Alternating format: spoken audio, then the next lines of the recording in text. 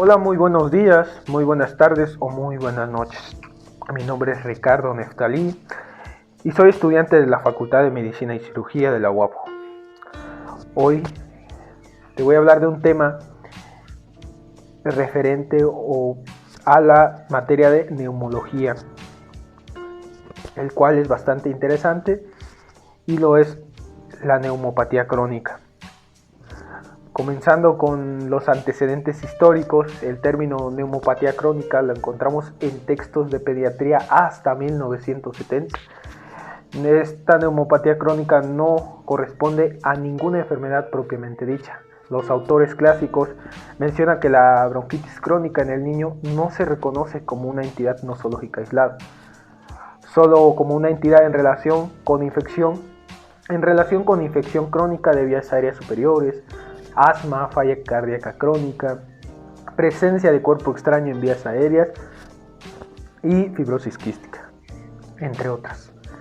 En pacientes adultos de la Sociedad Americana del Tórax define la bronquitis crónica como la presencia de tos productiva durante 3 meses en el curso de un año durante 2 años consecutivos, en un paciente sin evidencia de enfermedad pulmonar subyacente. Esta definición no se puede aplicar al paciente pediátrico, porque en el niño la tos crónica no se acompaña de expectoración. Para algunos autores, la persistencia de síntomas respiratorios durante 2 a 4 semanas, a pesar de tratamiento médico eficaz, es suficiente para considerar al paciente como un bronquítico crónico, ya que en el niño la mayoría de las enfermedades respiratorias evolucionan hacia la curación o evolucionan hacia una complicación que no va de más de 2-3 semanas. En estudios practicados en niños se ha mencionado que 4 a 6 episodios de infecciones respiratorias en un lapso de 12 meses ya constituyen un estado de recurrencia. Bueno, como ya les había dicho, a partir de 1970 aparece en la literatura un interés cada vez mayor en el estudio del niño con tos crónica, la cual es definida por diversos autores como la persistencia de síntomas respiratorios durante 2, 3 o 4 semanas, a pesar de tratamiento, o bien 4 a 6 episodios de bronquitis en un año. El problema que confronta el médico no es únicamente investigar y tratar un síntoma aislado como lo sería la tos crónica, sino en valorar íntegramente al paciente y así aproximarse al diagnóstico nosológico. Ahora bien, pasando a la definición de la neumopatía crónica, ya les había dicho que no corresponde a ninguna entidad nosológica propiamente dicha. Se ha adoptado esta palabra como un paciente con síntomas respiratorios de evolución continua durante un lapso mínimo de 3 meses, o bien de evolución recurrente con 6 o más recidivas en un lapso de 12 meses, siempre y cuando el paciente haya sido referido para su estudio a nivel especializado, porque no ha sido posible llegar al diagnóstico.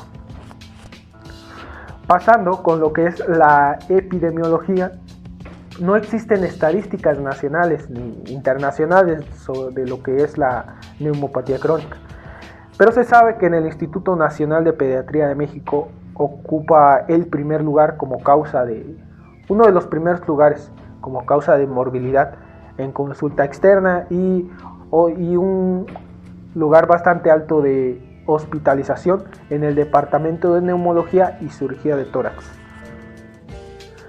Pasando con lo que venimos a revisar, la guía para su estudio de la neumopatía crónica. Los artículos plantean una forma de trabajo que es la siguiente. El síntoma o signo sobresaliente debe constituir la guía para seleccionar los estudios de laboratorio correspondiente. Estos deben pedirse en orden de menor a mayor riesgo y de menor a mayor costo. El estudio del paciente se lleva a cabo por fases y se inicia, obvio, con la historia clínica, con la exploración física y también realizando radiografía simple de tórax y de exámenes de sangre si se tiene en ese momento. Comenzando con lo que es la fase 1, en esta primera fase se investigan los datos que indican las causas más frecuentes de neumopatía crónica en el niño. Entre ellas, ¿qué encontramos?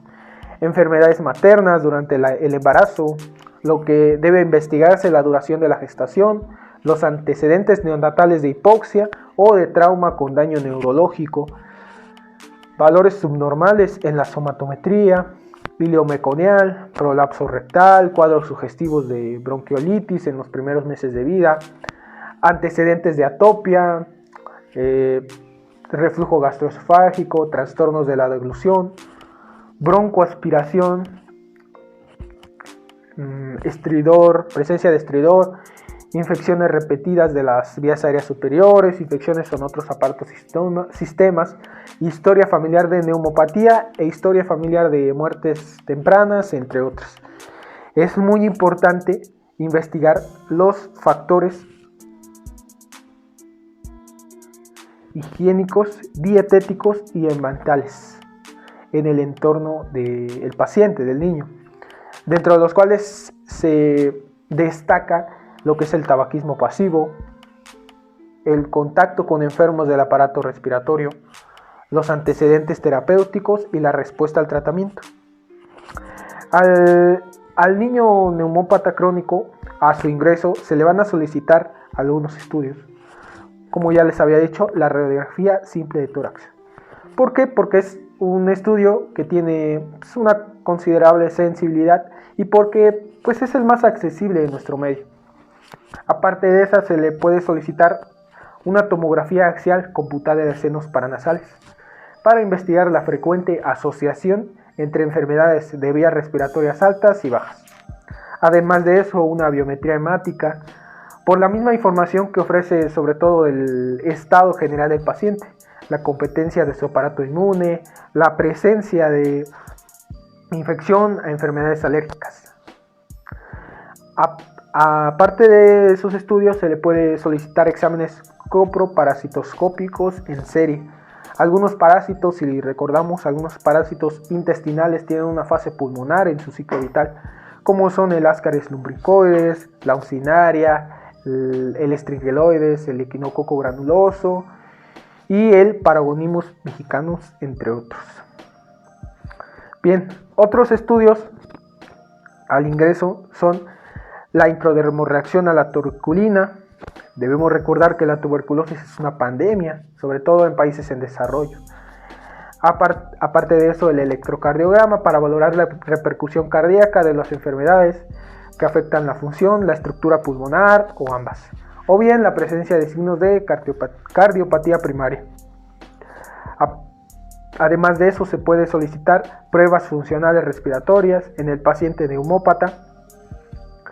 Estas son tan importantes, las pruebas funcionales respiratorias, son tan importantes como la cuantificación de glucosa en un paciente diabético.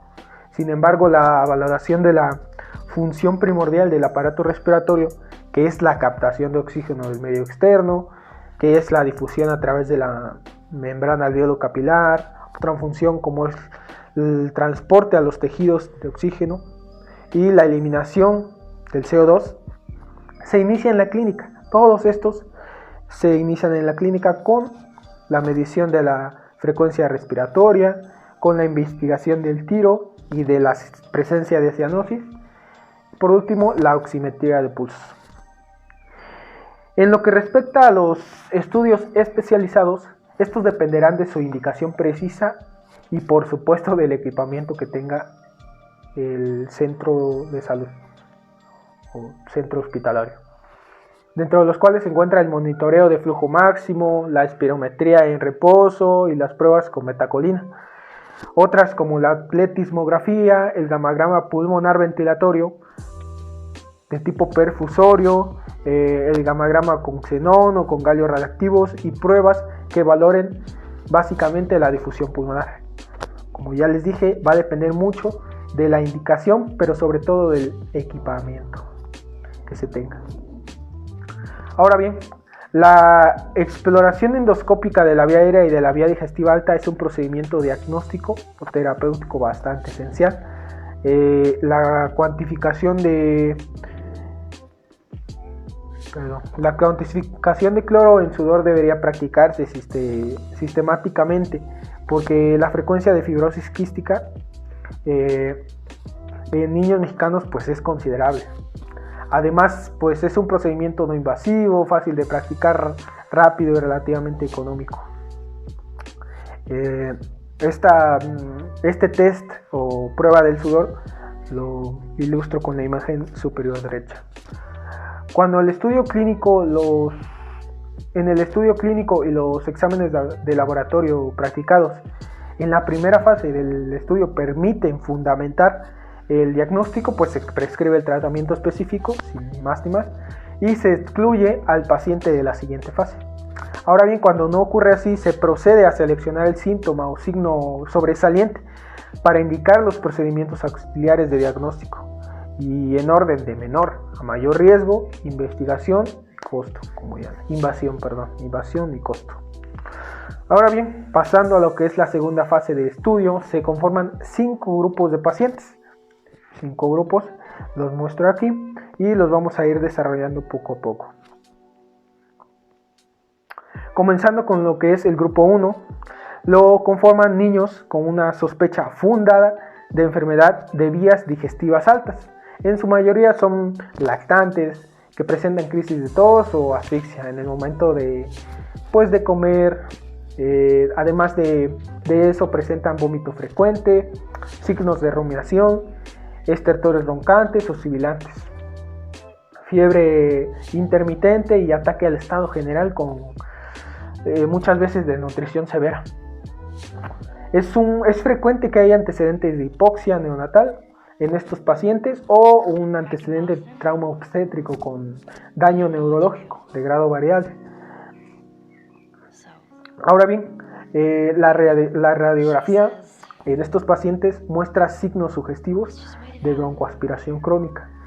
¿Cuáles son estos signos? Sobredistensión pulmonar, con sobre todo un patrón bronquítico en la base, además de infiltrado bronconeumónico, presencia de parches de atelectasia y pues una sobredistensión pulmonar cambiantes.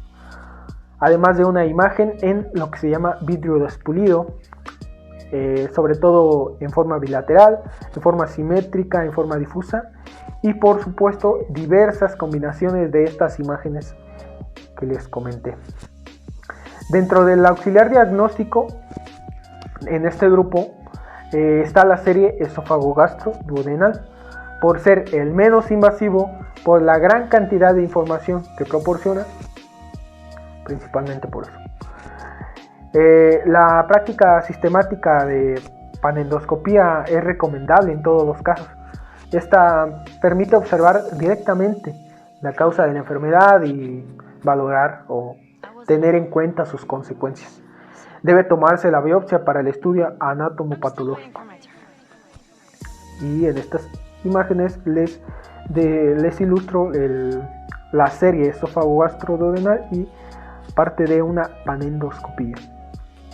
Ahora bien, pasando al grupo 2, este lo constituyen niños con una sospecha fundada de obstrucción de vías aéreas. Estos son pacientes en su mayoría lactantes o preescolares que presentan uno o más de los siguientes signos como estridor laríngeo agudo inspiratorio, estridor en inspiración como en expiración, además de tiro intercostal o tiro supraesternal, expiración prolongada, estertores roncantes o sibilantes, fases adenoidea. En este grupo la radiografía muestra una sobredistensión pulmonar localizada o puede mostrar atelectasia. Al auxiliar diagnóstico o terapéutico indicado es la endoscopía de la rinofaringe, laringe, endoscopía de tráquea y de vías respiratorias bajas, es decir, todas las vías aéreas. La observación directa del interior de las vías aéreas y digestivas altas permite diagnosticar la presencia de alteraciones estructurales, la inflamación aguda o crónica de las mucosas, estenosis intrínseca, compresiones extrínsecas, también podemos notar compresiones, presencia de cuerpos extraños, malformaciones congénitas y neoplasias. El cepillado bronquial y la biopsia de la mucosa bronquial en este grupo de pacientes permite obtener muestras para estudios bacteriológicos, citológicos, anatomopatológicos e histoquímicos. En la imagen de la izquierda, o bueno, en esta imagen inferior, les muestro la presencia de un cuerpo extraño visto a través de una endoscopia. Pasando a lo que es el grupo 3, básicamente está conformado por niños con síndrome de supuración broncopulmonar crónica, principalmente por preescolares o escolares que presentan tos húmeda, expectoración mucopurulenta, estertoros roncantes y broncoalveolares. También pueden mostrar síndrome de condensación pleural o de pulmonar, fibrotórax, muestran fiebre intermitente y un severo ataque al estado general.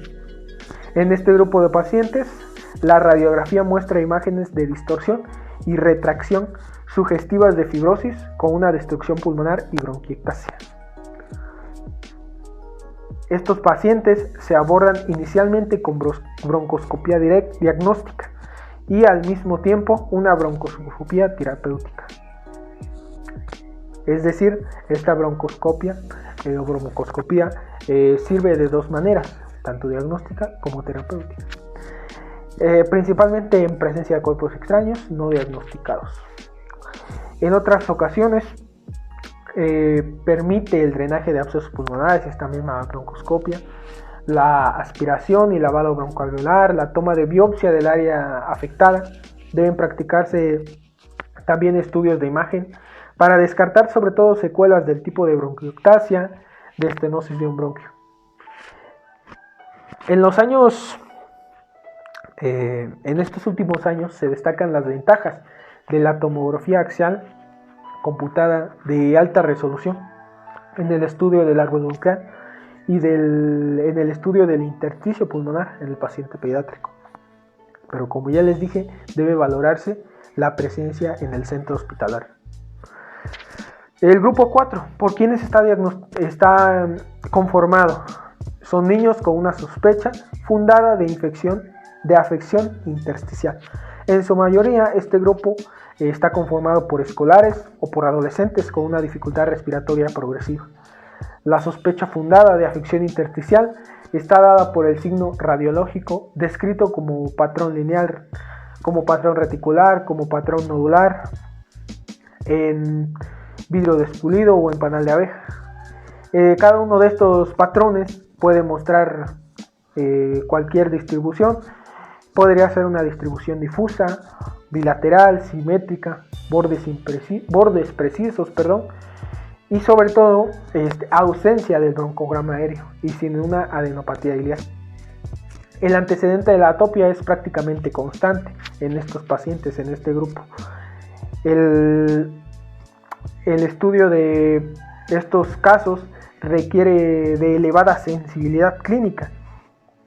¿Por qué? Porque se debe iniciar con una investigación detallada del entorno, haciendo hincapié en la numerosa lista de antígenos capaces de sensibilizar a los niños, y son muchísimos. Entre ellos están productos muy comunes como son la proteína que se encuentra en la leche animal, alimentos chatarra, virus respiratorios, micosis, el mismo pelo, la saliva de las mascotas, agentes bacterianos y desde luego la importancia o la presencia del Mycobacterium tuberculosis. De igual manera se debe investigar la presencia de agentes determinantes de inflamación y fibrosis pulmonar, como cuáles, como el humo de cigarro, el humo de leña, polvos caseros, polvos inorgánicos, también productos derivados de solventes, detergentes, cosméticos y contaminantes atmosféricos. También se debe practicar la cuantificación de las proteínas séricas totales y sus fracciones IgG, IgM, IgE. Las pruebas cutáneas con antígenos sospechosos de producir la enfermedad. Se debe practicar pruebas inmunológicas para autoanticuerpos y marcadores sistémicos de la enfermedad. También se debe practicar cloro en sudor en estos pacientes, pruebas de cloro en sudor. Y muy importante, pruebas funcionales respiratorias.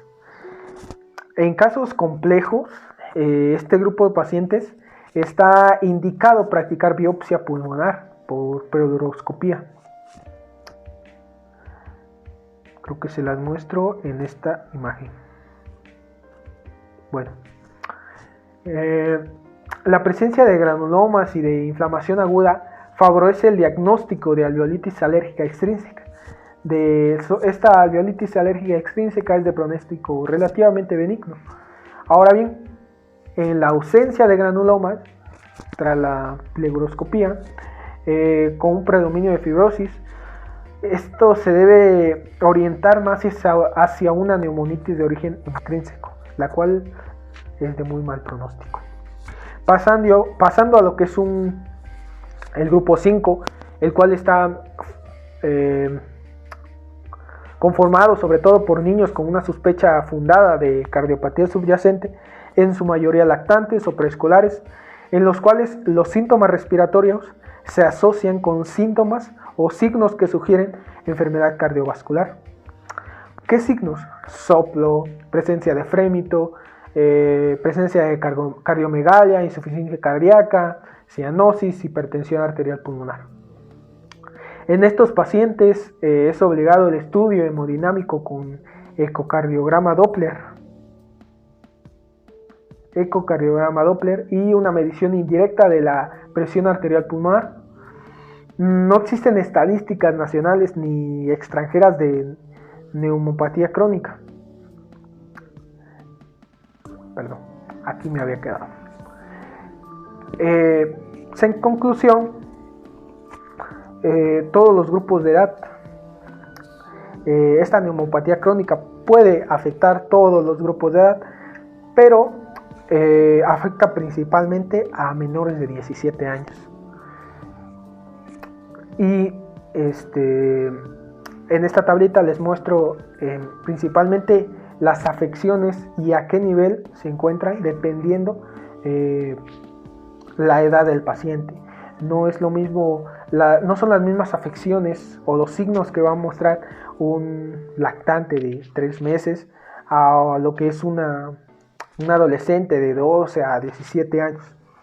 Por lo tanto, dentro de las conclusiones, es una patología que es de diagnóstico clínico.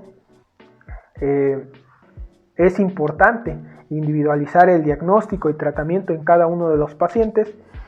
Y bien, sería todo de mi parte. Espero haya sido de tu agrado el video y nos vemos en